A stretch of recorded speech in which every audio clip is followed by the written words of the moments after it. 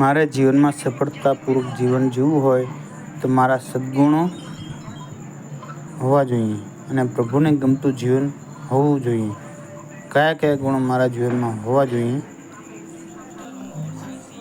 નમ્રતા, અસ્મિતા, તેજસ્વીતા, તત્પરતા, ત્યાગ, કરુણા, દયા, ભાવ, પ્રેમ, શ્રદ્ધા, આત્મવિશ્વાસ, ઈશવિશ્વાસ, કૌશલ્ય, શુચિતા, દક્ષતા, વીર્યવાન, શૌર્યવાન, સૌંદર્ય, આદર, આવકાર, સત્ય, સચ્ચાઈ, મમતા, માનવતા, નીતિ, પ્રમાણિકતા, સભ્યતા, સંસ્કાર, નિયમપાલન, નિયમિતતા, ગૌરવ, આત્મિકતા, આત્મગૌરવ, પ્રસન્નતા, સતર્કતા, સમાનતા, સ્વમાન, પરસન્માન, કોઈનું સારું જોઈને સુખ થવું, વચન પાલન, પાત્રતા, સુપાત્ર, નિડરતા, નિસ્વાર્થ પ્રેમ.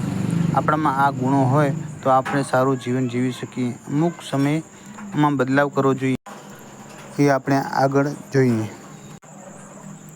બધાની સામે અને સમયની સાથે સદ્ગુણો વર્તવા જઈએ તો શું થાય એ આપણે જોઈએ. ખેડૂતો ખેતી કરતા હોય અને પાકમાં અચાનક ઈયળ કે જીવજંતુ આવે અને ધડાધડ પાકનો નાશ કરે તો ખેડૂતો દવા ન છાંટે, એ રાક્ષસી માયાનો નાશ ન કરે તો એ પાકનો નાશ કરે. હવે આ રાક્ષસી માયા પર દયા, પ્રેમ, ભાવ, કરુણા રાખીએ તો આપણો નાશ કરે.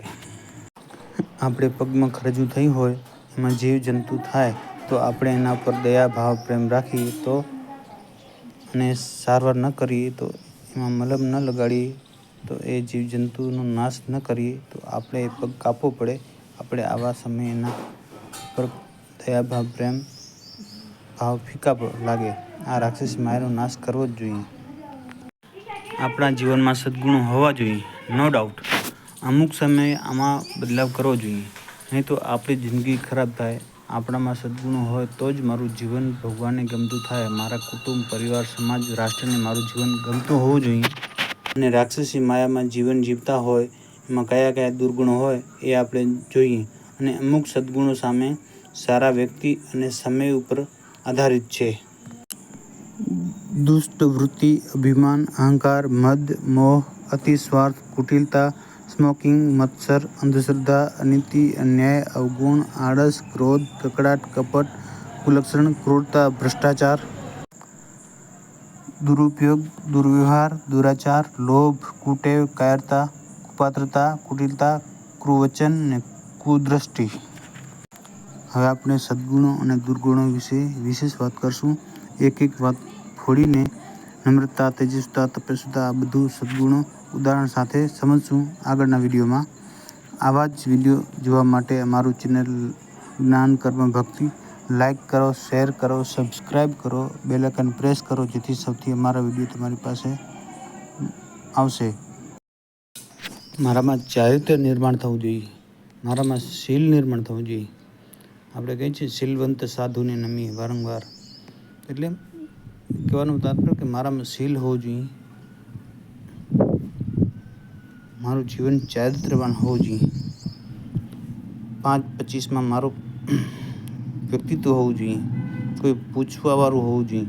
નહીંતર તો વ્યક્તિમાં એવું થાય છે કે મરી ગયા પછી કોણ યાદ કરે? પણ સંતો, મહંતો, મહાપુરુષો આને યાદ કોણ કરે? ક્યારે કરે? કે આપણે એવું કામ કર્યું હોય, એવા સમાજમાં કામ કર્યા હોય ત્યારે આપણને યાદ કરે. જેમ કે રામકૃષ્ણને, ભગવાનને બધા યાદ કરશે, વર્ષોથી યાદ કરશે. કૃષ્ણ ભગવાનને 5000 વર્ષ થઈ ગયા છતાં હજી યાદ કરે છે. તો પણ આપણે સમાજમાં એવું કામ કરીને જાશું તો જ આપણને પાછળની સમાજ યાદ કરશે અને આપણું જીવન સફળ થશે કે મારું જીવન હું જીવીને ગયો છું. કે ભગવાને પણ મને બતાવવાનો મોકો આપશે કે મેં સમાજમાં કામ કરીને આવ્યો છું, ખાલી એમને એમ નથી આવ્યો એમ. એટલે મારું જીવન ભગવાનને ગમતું હોવું જોઈએ.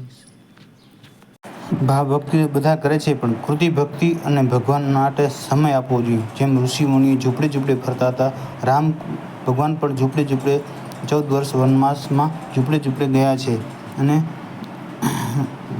સમાજનું કલ્યાણ કર્યું છે. મારા જીવનમાં પણ ભગવાન માટે સમય કાઢીને ભગવાનના દીકરાને મળવા જઈને ભગવાનની ભક્તિ કરીને મારું જીવન સફળ બનાવું તો જ ભગવાનને ગમતું થશે.